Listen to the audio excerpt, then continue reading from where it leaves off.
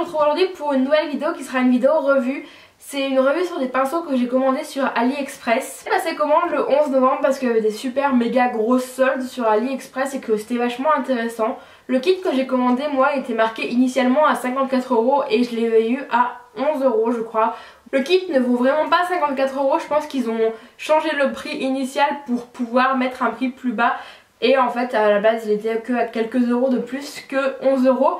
Mais j'en suis quand même assez contente et même s'il y a quelques petites choses à dire, je voulais vous en parler, je trouvais ça assez intéressant et j'ai pu bien les tester maintenant. Comme j'ai dit, j'avais commandé le 11 novembre et j'ai reçu en à peine 2 semaines, donc j'étais vraiment très surprise du délai de livraison qui était assez court pour ce genre de site.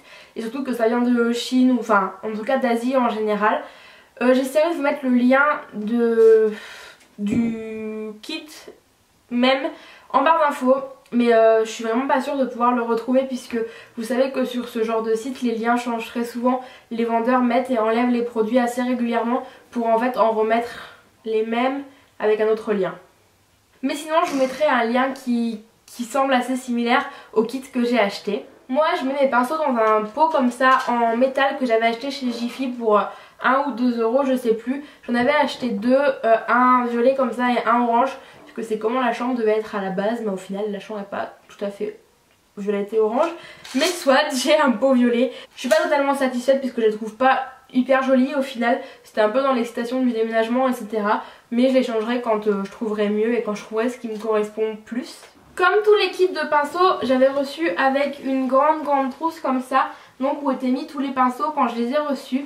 Il y a une petite couverture, un petit rabat donc en haut pour les poils pour qu'ils soient bien protégés quand on les transporte. Et ensuite c'est tout basique, vous mettez vos pinceaux dedans, vous roulez comme du saucisson.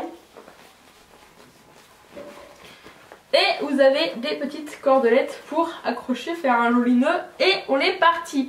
Concrètement pour 11 €, je pense que ça peut pas trop être du vrai cuir. Ça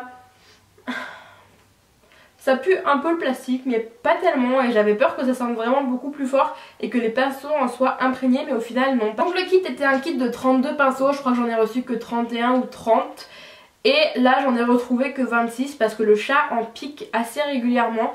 Il monte sur le petit truc ici et il en pique en fait. Donc j'ai retrouvé que ceci mais les principaux et mes préférés et ceux que j'utilise donc assez régulièrement sont là et je vais pouvoir vous en parler plus en détail. Il y avait d'abord des pinceaux teints comme ça, donc il y avait deux couleurs de poils, des poils plutôt marron foncé qui se confondent avec mes cheveux, mais ouais marron foncé voire noir, et des poils un peu plus orangés on va dire. Tous sont des poils synthétiques, vous vous en douterez je pense. Celui-ci je m'en sers pour mettre l'highlighter juste au-dessus de la pommette et sur le nez. Il marche très très bien, il est très doux et je l'aime beaucoup. Donc j'en suis assez satisfaite même si au début je pensais qu'il ne servirait à rien du tout et que j'allais le laisser juste en décoration. En fait non. Il y avait aussi une lampe de chat comme ceci qui était faite donc pour appliquer le fond de teint puisque c'est un pinceau à fond de teint. Vous pouvez voir qu'elle est assez grande, enfin assez longue je trouve. Et elle est vraiment très très molle. Un peu trop je trouve pour mettre le fond de teint. Et dans tous les cas je déteste appliquer mon fond de teint au pinceau. Je le mets toujours au Beauty Blender. Donc ce petit pinceau là me sert à appliquer mes masques 1 à 2 fois par semaine. Je vous ferai peut-être une petite routine si jamais ça vous intéresse. On passe maintenant au pinceau teint marron. Donc il y a d'abord celui-ci qui est un énorme, je sais pas si vous verrez, mais il est vraiment super gros. Il doit faire 1 cm d'épaisseur.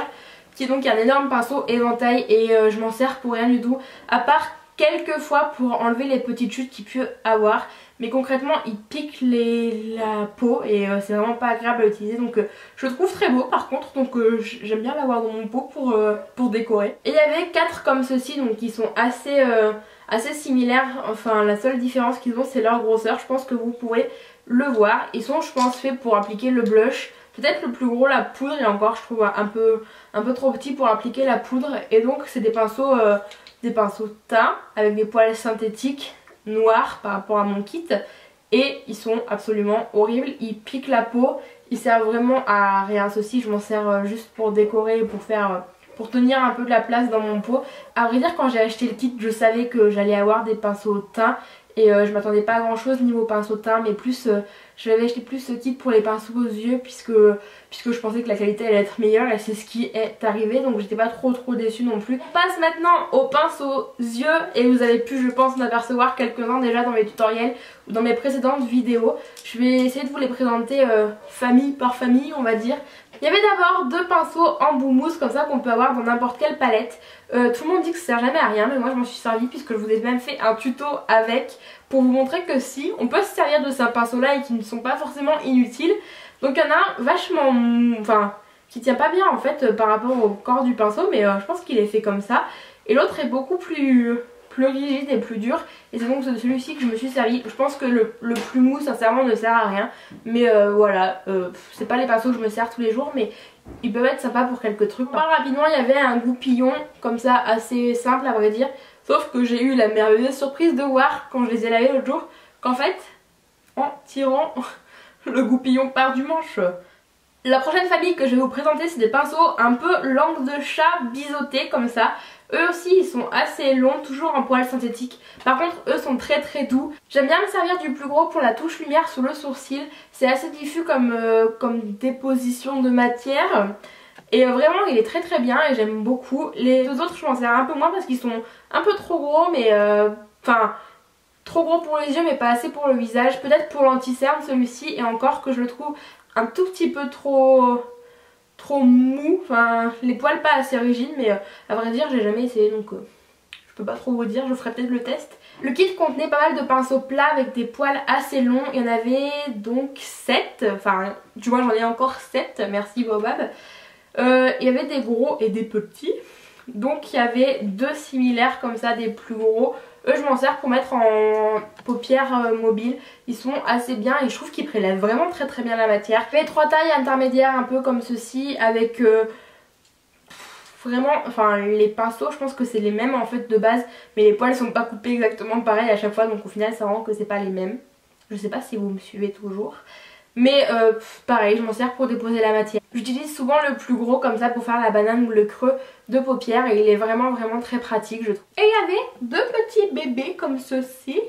Lui est un peu plus épais que les autres, encore une fois c'est pas des pinceaux parfaits, ils sont pas exactement tous égaux et tous faits de la même manière, mais ça va très bien je trouve. Et celui-ci est vraiment très fin mais trop long je trouve pour faire un trait de liner.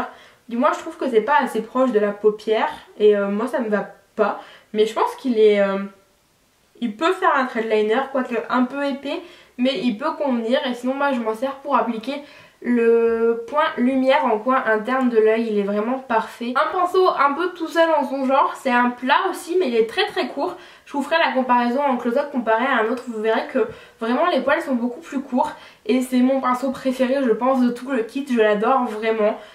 Pour faire tout et n'importe quoi, j'aime bien flouter un trait de crayon en ras de cils supérieur, j'aime bien déposer la matière avec, j'aime bien tout faire en réalité vraiment. Je trouve que c'est le pinceau à tout faire et je l'aime vraiment beaucoup. Un autre un peu spécial aussi, c'est un pinceau rond et un peu en pointe. Je m'en sers pour le coin interne aussi parfois. Celui-ci de par sa forme pique un tout petit peu, les poils sont pas non plus hyper doux et quand on les met forcément en pointe et ben ça pique, donc c'est pas forcément très agréable. Et en fait je pense qu'ils ont voulu faire un pinceau estompeur mais qui est pas assez resserré sur le bout, donc du coup il est pas assez fluffy, il est trop... les poils sont trop serrés pour que ça puisse estomper correctement. Et maintenant les 4 derniers, les 4 petits, donc il y avait un pinceau comme ça qui est fait pour le liner qui est un peu tordu. Je m'en sers pas parce que j'aime pas ce genre de pinceau pour faire les liners tout simplement. Donc lui il me sert vraiment à rien du tout. 2 tout petits pinceaux comme ça biseautés qui me servent pour faire les traits de liner, les angles en coin externe, les sourcils, parfois les traits de fard à paupières en muqueuse et en truc du bas. Ras de cils inférieur, voilà, ils me servent pas mal. Et le dernier qui n'est pas propre puisque je l'ai utilisé ce matin mais on s'en fout, c'est un petit langue de chat. Toujours en petit poil marron. Et lui il est super bizarre en fait, mais c'est un de mes préférés également. Lui c'est vraiment mon préféré pour faire le liner. Et je trouve qu'il a la taille parfaite, autant en longueur qu'en épaisseur. Vraiment il fait des très beaux traits de liner et c'est mon préféré de tous. Voilà pour cette petite revue, j'ai essayé de vous donner mon avis sur tous les pinceaux et j'ai voulu bien détailler histoire de vous dire comment moi je les utilise. Chacun a sa manière de les utiliser et je trouve qu'il faut vraiment personnaliser l'utilisation de ces pinceaux et en faire ce qu'on veut selon nos besoins et nos envies, nos habitudes make-upesques on va dire. Et moi en tout cas j'en suis vraiment très contente. J'espère que la revue vous a plu. C'est un peu long, je suis désolée, mais le temps de tout vous montrer et tout vous expliquer, il faut du temps. En tout cas j'espère que tout va bien pour vous. Moi je vous fais plein de gros bisous. Ciao.